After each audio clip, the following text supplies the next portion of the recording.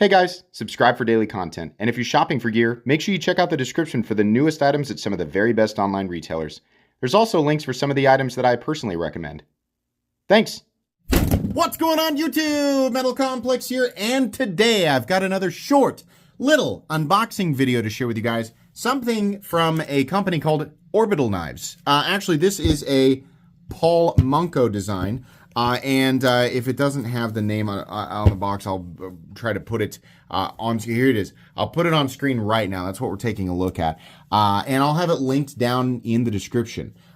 Who's Orbital Knives? I don't know a lot about them, but I know that the OEM, at least for this project, was Kaiser.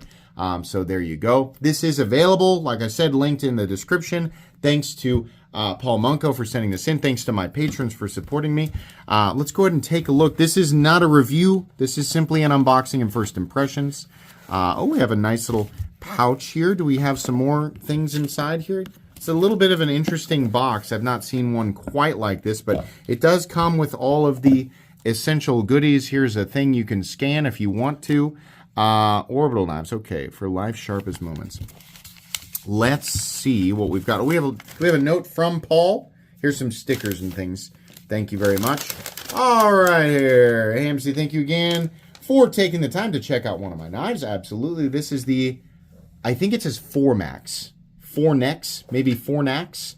I think I named this after a constellation. If I remember reading that correctly on the website, it was that means furnace. I don't think it's Formax. I think it's Fornax. My first collab with a company, Orbital Knives. It's always great to hear your honest thoughts on these things.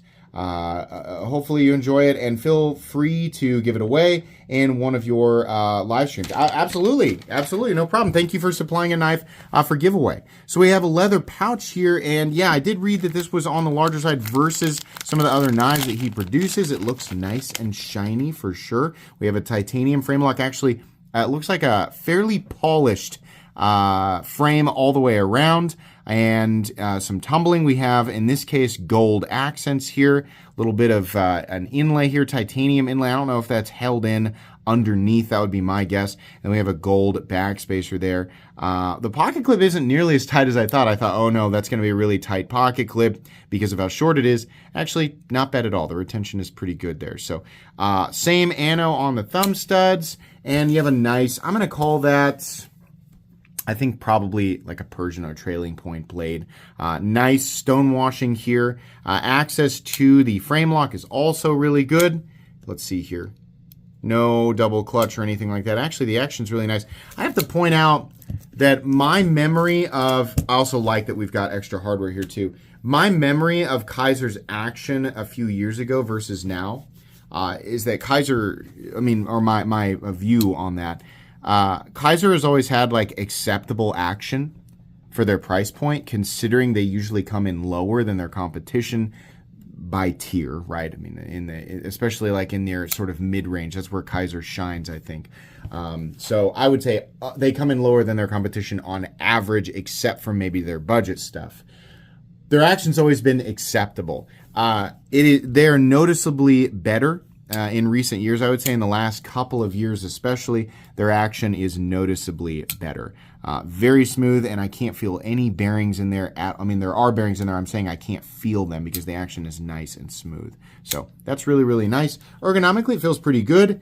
We have some sharp edges right here, but it's not too bad. Your pocket clip, because it is so short, does not create an ergonomic hotspot. You can see right here your access to the titanium frame lock is good. And there's your internal steel lock bar insert.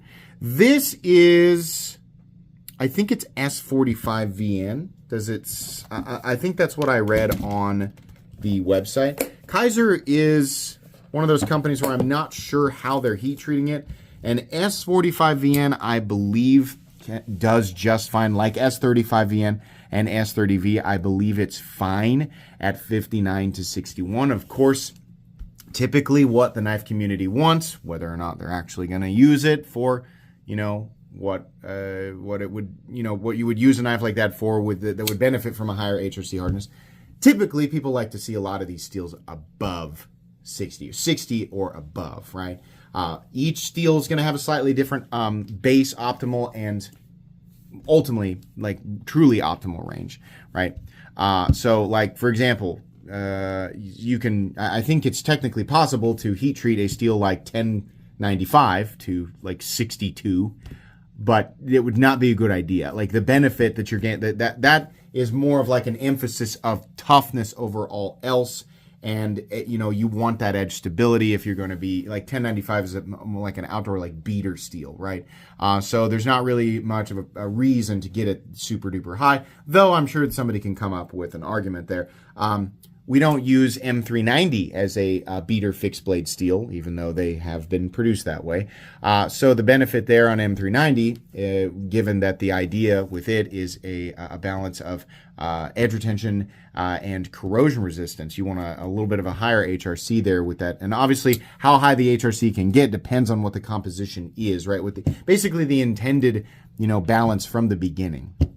M390 at 58, for example, you might as well use a completely different steel, because what ends up, the end result of that is just a very lackluster stainless steel, right? So you want M390 up there at least 60, ideally 61, 62, 63, I think is what people prefer. S45VN, I believe, is right around the same base, optimal range as S35VN. You want it like 59 to 61. But once again, I think, it's really going to shine probably at about 60 to 62. S45VN is much like, I think it's in between S35VN and S30V in terms of edge retention, but it is very easy to machine just like S35VN. And the biggest benefit is that you're getting that general package with pretty dramatically increased corrosion resistance, like corrosion resistance that is actually starting to approach M390, which S35VN does not have. So that's pretty cool. S45VN is one of only a handful of steels, believe it or not, that is actually made for pocket knives. M390 was not originally made for pocket knives. Neither was S90V or I don't like Fornax, right? S30V, S35VN, S45VN, MagnaCut. These are all knife steels that are actually made for pocket knives. So, getting them within that optimal range usually makes for a very good and, purposeful, well-rounded cutting tool. I don't know why I'm choosing this upload to talk about blade steel, but I like seeing S45VN. I think that's a good choice for pretty much anything. We'll get an overall measurement of this knife, and then I will weigh it.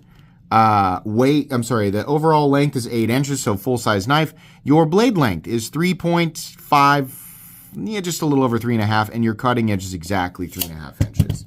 So there's your plunge grind there, and I'm just going to check your stop pin is internal. Nice. Okay, so we don't have to worry about where it connects underneath, because actually you can see it right there. It's attached to the blade. So completely internal, open and closed. Alrighty. Paul Munko and Orbital Knives Fornax. I believe it's Fornax, but I will insert it at the beginning of the video with the proper spelling anyway. Thank you so much for sending this in. I will absolutely give it away. Again, live streams typically take place on Friday evenings at 8:30 p.m. Central Standard Time. So you can expect, after I'm done reviewing this, you can expect to see this as part of the prize group. Please make sure to follow me on Instagram at metal_complex. If you enjoyed this video, leave a like. If you'd like to check out my other content, I do, of course, have lots of videos of knives that are either expensive or inexpensive that I do or don't like. So check those out. And if you enjoy all my content, go ahead and click on that Metal Complex logo right there and subscribe, because there's definitely more coming. Thanks again for watching, everybody, and have a great day.